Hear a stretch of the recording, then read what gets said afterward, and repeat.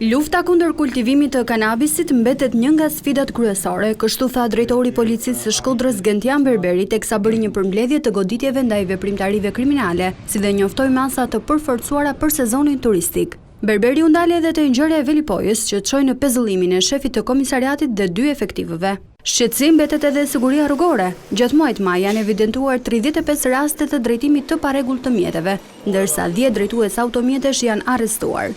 Fatkeqësisht, gjatë këtij muaji kanë ndodhur 4 aksidente rrugore si pasojë të cilave kanë humbur jetën 4 shtedhës.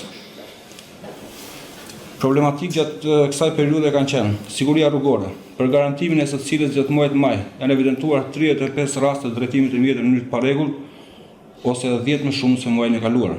Ai u pyet edhe për disa ngjarje të ndodhura në Shkodër që janë ende të pazbardhura plotësisht, si vrasja e të riut Kristian Kola, dhunimi i drejtorit të AKU-s dhe sulmi me armë në Velipoj.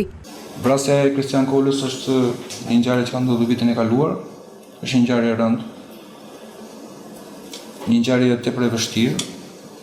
Në timin që është bërë deri tani, strukturat e specializuara për hetimin e krimeve të rënda në bashkëpunim dhe me mbështetjen e plotë të prokurorisë, i cili në rastin të falenderoj kanë kryer një hetim jashtëzakonisht shumë të mirë, por deri në këtë moment që po flasim ne nuk ka identifikimin e autorit. Në lidhje me ngjarjen e ndodhur i drejtorit në AKU-s, Komisariati i Policisë i mbështetur dhe nga strukturat e specializuara kanë bërë një hetim intensiv të pandërprer.